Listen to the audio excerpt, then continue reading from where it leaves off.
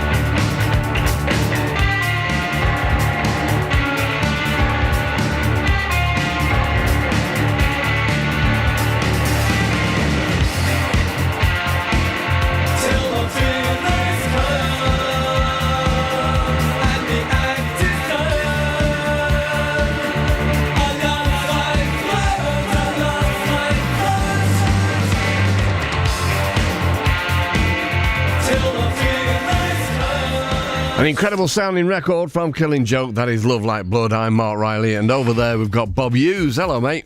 Hello, mate. Oh, how good was BC? That was just brilliant to listen to. Yeah, always incredible. Always a different class. Yeah, Oh, amazing. it really was. So we're looking at sounds here. On 26th of January 1985, in the news, Orange Juice's career came to a sudden and unexpected halt at the Brixton Academy on Saturday night when singer Edwyn Collins announced it was his farewell performance.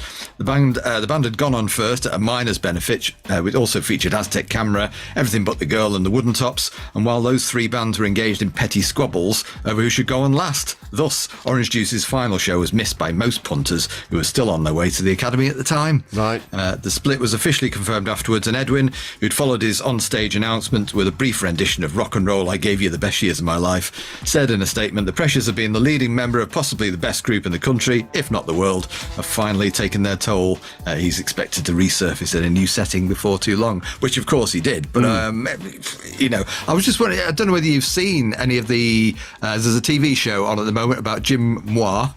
And it's called Painting Birds, I think, and he's obviously a brilliant artist and he goes around sort of painting birds. That's what it's about. Last night's episode, he was up in the wilds of Scotland looking for a golden eagle, which he found, but he met Edwyn Collins and Grace along the way, and they were kind of discussing art together and stuff. Right, okay. No, I didn't know that. I mean, it's funny because I need to watch that programme. I didn't realise it was on. No, I had seen it advertised, but yeah, I will find that. I would love to see that. And it was actually John Marr, of Buzzcocks and various other bands as well, who lives up in the Highlands, doesn't he? And he told me that he bumped into Jim Moir up there as well and ended up in a programme with him. So I wonder if it's the same one, because this was a while ago. But anyway, no, I didn't see that. Okay, well that would make sense, because I believe that each episode he does bump into, obviously deliberately, into a few famous names who are into that sort of thing. So it's probably the same thing we're talking about. Great. Anyway, news 1985, the X Pistols version of Land of Hope and Glory, originally recorded in 1976, it says, has been hitherto banned by the original publishers, is released as a single next week by Cherry Red, now that the copyright's expired. It was produced by Dave Goodman and is backed by the Flowers of Romansk. So as far as I can make out, there was a lot of confusion about this at the time, wasn't there? I know Dave Goodman had done some very early demos for the Sex Pistols, hadn't he? Yeah. As far as I can work out here, he put a fake band together to sort of record some of that stuff and then release it. I'm trying to put it so politely and diplomatically. Yeah, well, you've got to dance around these things, because neither of us want to get sued, do we? No, we don't. I know he's no longer with us and everything, so, but I think he did get into trouble for this later on anyway. Right, okay, fair enough. I thought you might have thrown some light on that. I don't know anything about it, actually, mate, no.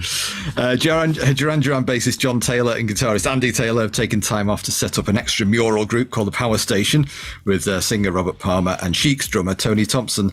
Their unlikely combination grew out of a meeting between Robert and John Taylor at Birmingham's Rum Runner Club 3 years ago, and a few connections later they met up with Chic producer Bernard Edwards on their American tour. The group's name comes from the Power Station studios in London, where they're currently recording an album. I know that didn't last long, didn't it? But whenever I think of that Power Station iteration, it just sounds so 80s. The production was just so massive and crisp, wasn't it? I tell you what is funny. So our mutual friend John Cambridge, a member of the Hype with David Bowie, he was telling us how Robert Palmer is from that neck of the woods around Scarborough and That's right. that neck, and his name was Alan, wasn't it? Alan was. Palmer, and so they all refused to call him Robert because he's Alan. And so he kind of reinvented himself a little bit and probably thought that he wasn't going to make it as a big pop star called Alan Palmer.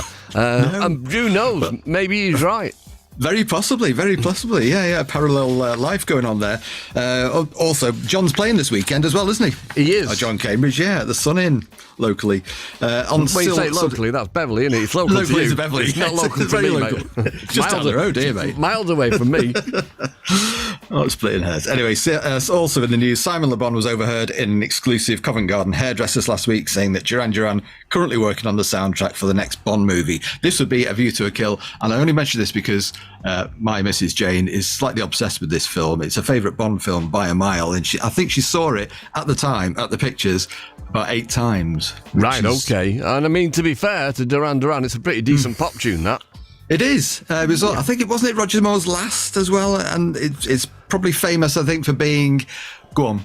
I've only ever seen one James Bond film, and that was the one with Daniel Craig in, and it was crap. Seriously? I've seen lots of bits of them. Yeah. But never sat down from start to finish. Oh, blimey, crikey bobs. Anyway, it's famous for being the fact that his love interest in the film, Roger Moore's, he was older than her mum at the time, so I think it was time to pass the bat on, as it were. Right. Lionel Richie is reportedly spearheading an American answer to Band-Aid with Michael Jackson and Stevie Wonder. They plan to write and record a single together with as many major American rock stars as they can persuade to turn up, with all the proceeds going to Ethiopian famine relief. The collaboration is already the subject of intense media speculation in the States. Who's going to write the song? Who's going to sing which verse, etc. And I have to mention this because there's no mention of him here at all, but we recently lost Harry Belafonte, didn't we? And he was the man who really put all this together. He was the one who had the idea. He obviously had seen Band-Aid over here, had the idea of doing a choralry over there, and put everybody in touch. So it was his baby, really. He was an incredible man, no doubt about that. He was, absolutely. On the album front, not a lot going on, but New Day Rising is out. Okay, so we're going to go to Hooskadoo now, and New Day Rising.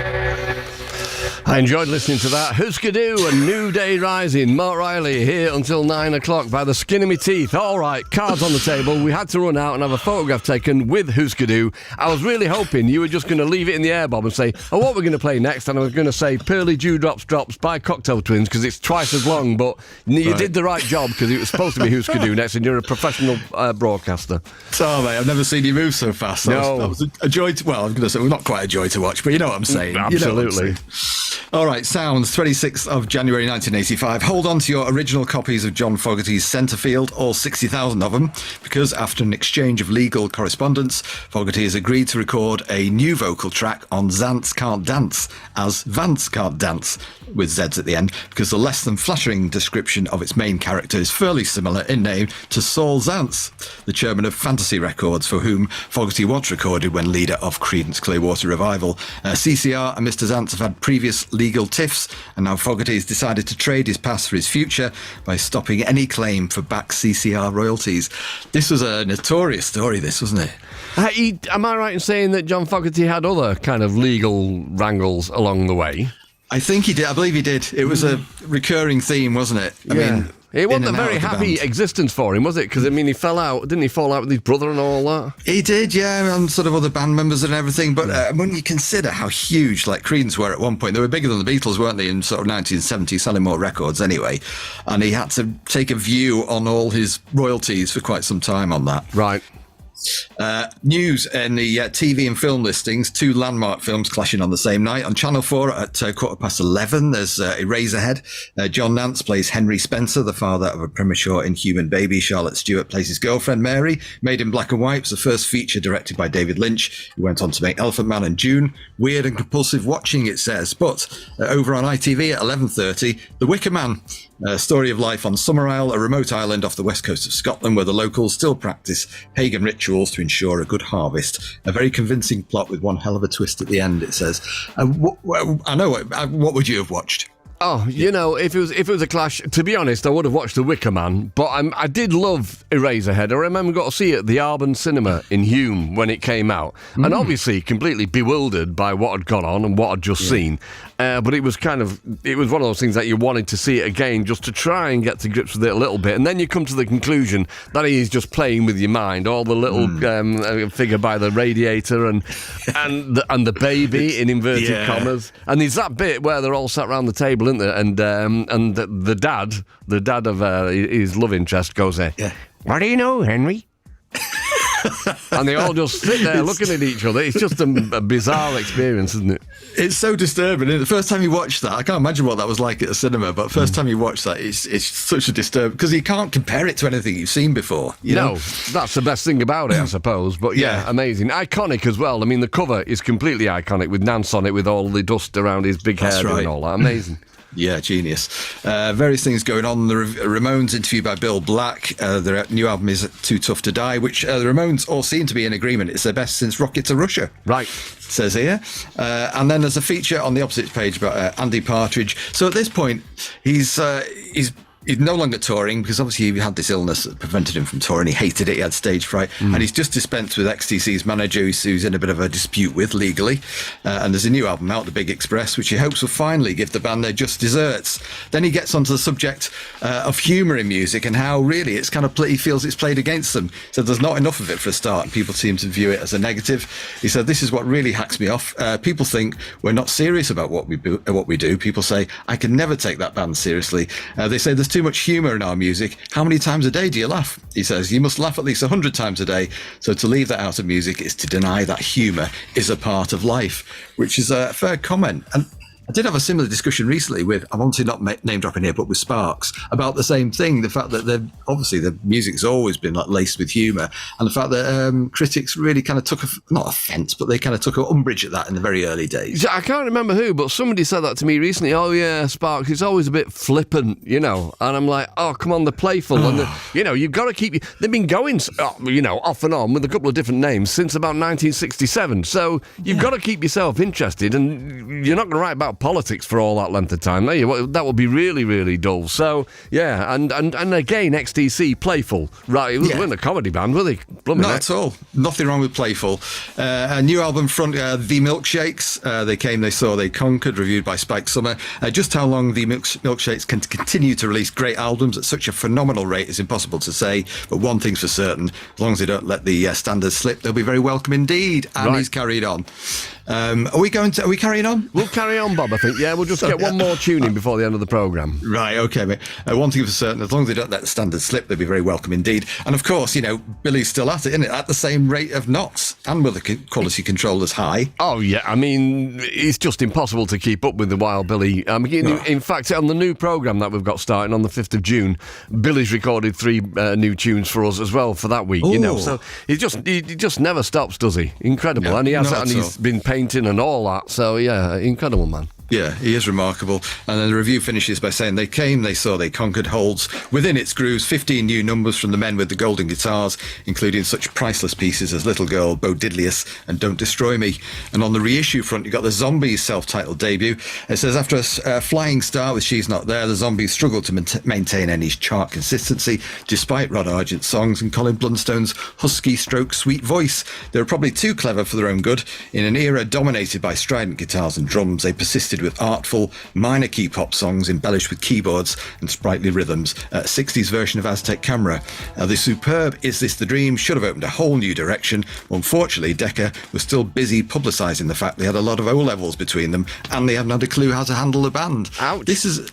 I was talking to Rod Argent recently, actually. I know that's 2 name drops, but he was talking about the fact that when they were so young, I mean, obviously they were so young when they formed the band, and they didn't have a lot to say to the press. And when they said, look, tell us something interesting about you, he said, well, you know, we've just finished school and we ended up getting a few O-levels. And Decca used that for a long, long time to sort of promote them as this sort of brainiac group, which totally played against them. Yeah, I mean, like you say, they were a pop band, but playing on the clever side of it. If they were that clever, they would have released She's Not There, and then the next record would have been She's Over There. Exactly. Well, they didn't, exactly, did they? Mate. Just They didn't. proves the point. They didn't do that. Gigs this week, January 1985, Killing Joke at Reading Hexagon.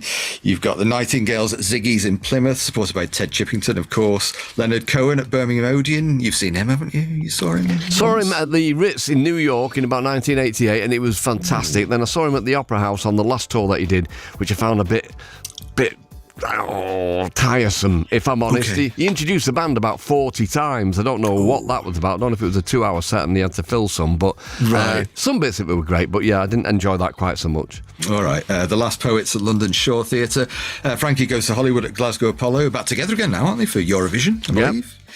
Mark Almond at Norwich East Anglia University. The Three Johns at Huddersfield Polytechnic. Robin Hitchcock at the Mean Fiddler in Harlesden. Cocteau Twins at Chancellor Hall in Chelmsford. The Pretty Things at the West End Theatre in Aldershot. Mentioned that John Povey died this week, didn't he, from the Pretties? I didn't know that. Right. Yeah. Shock-Headed Peters at the Zap Club in Brighton. Echo and the Bunnymen at the Royal Court in Liverpool. And Scratch Perry and the Upsetters at Dingwalls. Captains of Industry at Leeds Beer Keller, which, of course, is Eric, isn't it? It is. Also, Mark Riley and the Creepers at the Attic in the Manor House, London. Says here. Don't remember that one. Selective memory, I think they call it, don't they? They do call it that. And Happy Mondays, a new Manchester band, it says, will be supporting New Order at Leeds Tiffany's on January the 27th. And Cardiacs, who supported Marillion on a British tour just before Christmas, play Kentish Town Inter Action Centre on January 26th. I didn't realise they supported Marillion. No, I mean, it's funny because when last time I played Cardiacs, you can't help but notice there is prog rock within that. Oh, yeah. You know, and so I mean, the time signatures make some prog rock sound like Quo. Yeah, absolutely. It's so involved, isn't it? So not such a great leap of faith, but I see what you mean. Yeah, I didn't know it either. Yeah. Live review. We got time for a live review, Nico? At Dingwalls in London, reviewed by Tibet, which I'm guessing is David Tibet, who founded Current 93, didn't he? He used to be in Psychic TV. Right. He says Dingwalls was completely packed. Nico's band are very much new wave in delivery and sound, which is dated, because she inspired so many of today's spiky tops and long Mac wearers. Doesn't mean that a band should emulate the more tedious parts which her legacy gave birth to. Best by far when she sang alone with minimal accompaniment. Despite the blunting of time, she maintains a cold, Dietrich-like quality, which many aspire to, only to fail at miserably. Funnily enough, so we had the House of All in last night, and Blue Orchids were a backing band at some point in time. Not then, as far as I can make out from what was being said, but anyway, excellent stuff. All right, anyway, so, we mentioned the cocktails. We're going to go there, I think, aren't we? We most certainly are. I need to say thanks to you, Bobert, and to Michelle and Jolie, and also, of course, to BC Camplight and his band. Gideon is next. This is his last programme in this particular slot, and we'll see you on Monday night with a wedding present. Okay, thanks for listening. You're great. Bye-bye.